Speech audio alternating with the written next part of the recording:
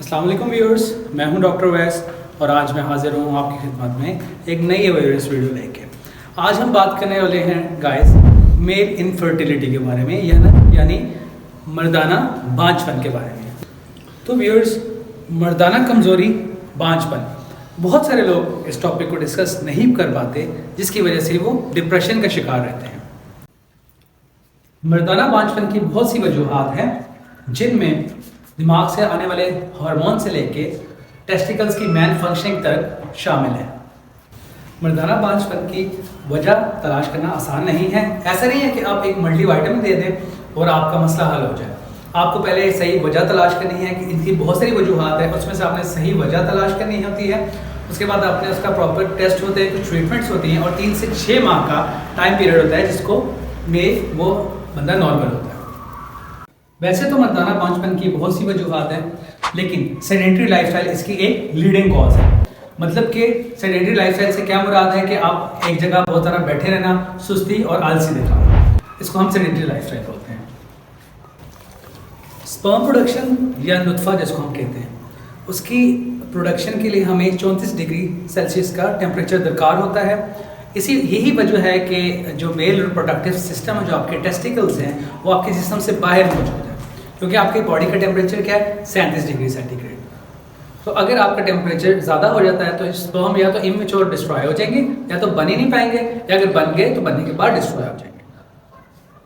यही वजह है व्यूअर्स कि जिन लोगों में हीट एक्सपोजर ज़्यादा होता है, जो गर्म आबो हवा की वजह से, या कुछ लोग जो है वो लैपटॉप को घंटों गोद में रख के इस्तेमाल करते हैं, उनको आदत होती है इस चीज़ की, और कुछ लोगों को कुकिंग का शौक होता है तो वो किचन में ज़्यादा टाइम गुजारते हैं, तो इससे भी हीट एक्सपोजर हो रहा है। तो उन ऐसे अफराद में बांझपन का इम्कानात बढ़ जाते हैं, ज़्यादा होते हैं और पाया जाता है ऐसे लोगों में। व्यूअर्स, दूसरे नंबर पे एक मेडिकल कंडीशन है जिसको हम कहते हैं वेरिकोसील। वेरिकोसील में क्या होता है कि आपके जो टेस्टिकल्स हैं, उनकी जो आपकी रगें होती हैं वो फूल जाती हैं। ठीक है, रगें फूलने की वजह से भी टेम्परेचर बढ़ जाता है और उस वजह से मर्दाना बांझपन लाहक हो जाता है ऐसे बंदे को। अच्छा, तीसरे नंबर पे सिगरेट नोशी या कोई भी नशा हुआ चीज़ है, जिसमें शराब भी आ सकती है, कुछ लोग कोकेन करते हैं, तो उसकी वजह से जो है वो आपके जो नुत्फा होता है, स्पर्म प्रोडक्शन को, स्पर्म स्ट्रक्चर को मुतासिर करती है, उसकी वजह से भी इनफर्टिलिटी होती है। व्यूअर्स, अगले नंबर पे हमारे पास वो हज़रात आते हैं, हमारे भाई आते हैं जो कि लैब्स में काम कर रहे हैं, उनका एक्सपोजर हो रहा है एक्सरेज से, शॉम से एक्सपोजर, या कुछ अफराद जो हमारे पास एटॉमिक में काम करते हैं, या ऐसे अदारे हैं कुछ जहाँ पे उनका एक्सपोजर हो रहा है शॉम से। तो उन अफराद में या तो उनमें बांझपन होता है, उनकी औलाद होती ही नहीं है, लेकिन या अगर औलाद हो भी जाए तो वो एबनॉर्मल होती है। फिर इसके अलावा कुछ हार्मोन्स ऐसे हैं जो आपके टेस्टिस पे आके एक्ट करते हैं और वो स्पर्म प्रोडक्शन करवाते हैं। जब उन हार्मोन की मकदार कम हो जाती है कुछ केसेस में, तो उसकी वजह से भी आपकी स्पर्म प्रोडक्शन कम हो जाती है, जिसकी वजह से बांझपन होता है। और इसके अलावा जो है वो आपका जो मर्दाना कमज़ोरी है, ये एक अलग टॉपिक है, पूरा मैं इस पर बात करूँगा, लेकिन मर्दाना कमज़ोरी की वजह से भी बांझपन बहुत ज़्यादा होता है। हमारे यहाँ बहुत सारे लोग जो है वो साइकोलॉजिकल इश्यूज़ का शिकार होते हैं। मर्दाना बांझपन की वजह से ज़हनी मसाइल में मुब्तला हो जाते हैं, क्योंकि हम लोग मोस्टली जॉइंट फैमिली सिस्टम्स में रह रहे होते हैं और फैमिली का दबाव होता है कपल्स पे कि वो साहिब औलाद हो जाए।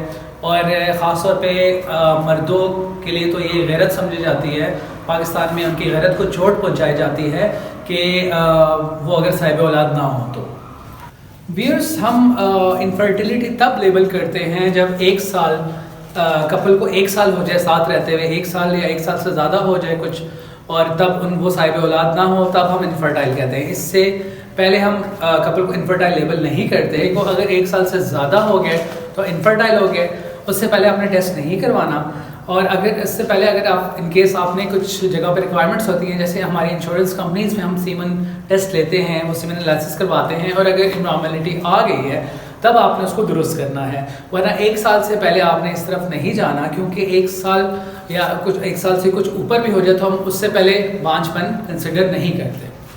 तो व्यूअर्स, इसके लिए कौन कौन से टेस्ट हमने करवाने हैं और क्या क्या इलाज मौजूद है आपके पास मर्दाना बांझपन का, ये मैं आपको आने वाली वीडियोस में बताऊंगा। और मैं बहुत इनकरेज करता हूँ, इस्लाम में बिल्कुल भी इस चीज़ पे कुछ हमारे हजरात जो मौलाना हजरात होते हैं वो इस पे बात करते हैं कि इलाज करवाना गुनाह है, या वो मर्द जो है हेजिटेट करते हैं, इलाज नहीं करवाते, इस चीज़ को गलत समझते हैं। हालांकि ये बिल्कुल गलत नहीं है, ठीक है। अल्लाह ताला ने भी कहा है कि आपको अपनी बीमारी का इलाज करवाना चाहिए और इसमें कोई बुराई नहीं है। तो आने वाली वीडियोस आप तब तक के लिए मेरे चैनल पे अपडेट रहिए। आने वाली वीडियोस में इंशाल्लाह मैं आपको इसका इलाज भी बताऊंगा और हम बात करेंगे मर्दाना कमज़ोरी पे। तब तक के लिए अल्लाह हाफिज़।